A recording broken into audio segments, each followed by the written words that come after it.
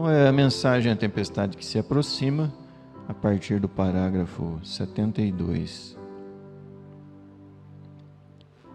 Não faz muito eu estava numa certa reunião e nesta noite tenho estado olhando este irmão negro assentado aqui com sua esposa. Desde que comecei a pregar, o tenho estado observando e tenho visto como meneia a cabeça e como tem estado se regozijando na reunião, e me fez pensar daquela outra reunião. Naquele tempo, um jovem entrou à reunião e tão logo que terminou o culto, ele correu para mim e me disse: Reverendo, eu quero encontrar ao Senhor Jesus Cristo nesta noite. E eu estava em meio de um culto de cura divina. E lhe disse: Seguro, meu irmão, estarei muito feliz em poder guiar-te a Ele. Depois que ele havia entregado seu coração ao Senhor, ele disse: Suponho que você estará perguntando por que eu corri assim, dessa maneira. Eu soube que você estava aqui na cidade e vim ver-lhe. Minha história é esta. Eu tenho sido um vagabundo, porém minha mãe foi uma verdadeira cristã. Minhas irmãs também são cristãs e tenho um só irmão que é cristão.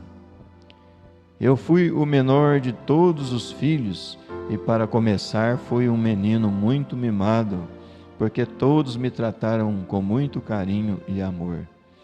Porém, eu não dei atenção à minha mãe, nem a ninguém de meus parentes tão piedosos. Eu queria ser um vagabundo, queria viver a vida de um verdadeiro homem. Eu sempre pensava que ser cristão era mais para as mulheres e para os fracos.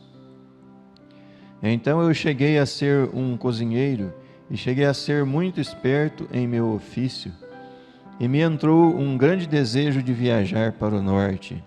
Então, um certo dia, cheguei muito ao norte e me encontrei num acampamento de lenhadores, onde estavam cortando madeira para a polpa, para convertê-la em papel. E eu não tinha nem um centavo. Disse ao capataz: Não necessitam de um cozinheiro? Eu vou ler aqui pular aqui, vou ler o 75. E o jovem disse que com isso estava satisfeito. Então, no 74, eles combinaram lá, o empregador lhe deu o emprego, falou o salário, e ele então disse. E o jovem disse que com isso estava satisfeito. Disse que foi à cozinha e se entrevistou com a velha e a ajudou por uns 2 ou 3 dias. Logo uma noite estava deitado e assim em seguida viu que algo brilhava sobre a parede. Logo pensou que talvez fosse alguém fora com uma lanterna, mas em pouco tempo ouviu um rugido muito profundo e era um trovão distante. Fora ouviu as vozes de pessoas que estavam falando e diziam: Convém que regressemos aos cavalos para cuidar deles, porque é muito provável que não estejamos aqui muito tempo. Diz que tirou a coberta de cima da cabeça e colocou o ouvido na parede, e nisso houve um tremendo relâmpago. E ele pôde ver a seu chefe e aos lenhadores, e ele entendeu pela conversa deles que uma grande tormenta estava se aproximando. E atravessando as montanhas, ali nas terras do norte, chamamos a isto de nortenho, é uma tremenda que chega de repente, sem aviso. É uma tormenta que chega de repente, sem aviso. A gente não tem tempo para fazer nada. As montanhas são tão altas que essas tormentas atravessam e de repente ali estão.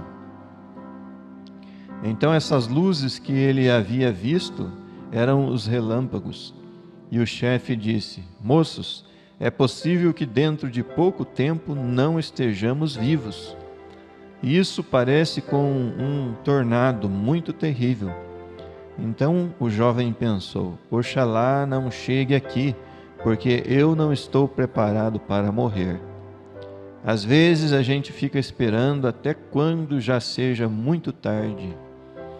Então diz o jovem que em poucos momentos o vento começou a dar forte contra a cabana e as árvores começaram a se mexer. Diz que havia uma lona estendida entre ele e o lugar onde dormia a velhinha, aquela velha senhora que estava ali, também cozinheira, junto com aquele moço, não é? Acho que falava no 74, eu não li. E ela estava batendo na lona e o estava chamando: meu filho. Ele respondeu: sim, senhora. Ela disse: desejas vir aqui do meu lado? Eu tenho uma lanterna alumiando aqui. Disse ele: eu fui, porque estava espantado, como que para morrer.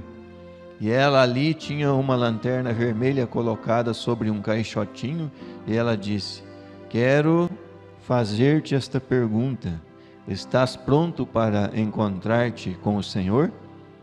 Disse ele: então me assustei ainda mais. Então ele já estava assustado, né? Essa pergunta então assustou ele mais ainda. Ele respondeu: não, senhora, não estou pronto. Ela disse: querido, quero dizer-te algo.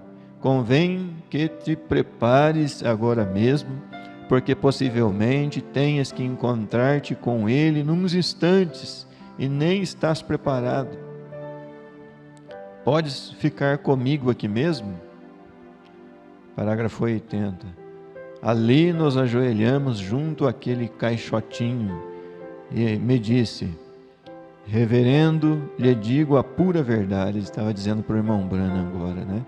Reverendo, lhe digo a pura verdade.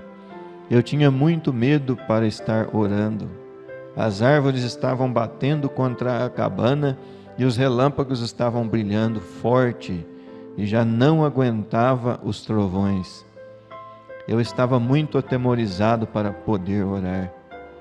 Começava a dizer: Senhor, tenha misericórdia, e de repente caía um relâmpago. Logo quando via onde estava: Senhor, tenha misericórdia, e de repente outro relâmpago. Disse: porém ali aprendi algo importante. Essa velhinha tão piedosa estava tão tranquila e contente, como se nada estivesse sucedendo. Ela falou com o Senhor como se o houvesse conhecido desde pequena. Lhe falava como se fosse seu pai ou sua mãe. Ela não estava nada assustada, porém eu estava assustado como que para morrer. Ao fim pude falar estas palavras e disse: Senhor, se permitires que eu viva, eu buscarei um lugar onde não esteja fazendo tanto barulho e ali me entregarei a Ti. Então vamos parar um pouquinho aqui para refletir, não é? Veja a diferença daquela velha senhora e daquele rapaz, não é? Tão novo. E ele estava então todo com medo daquela tempestade, não é?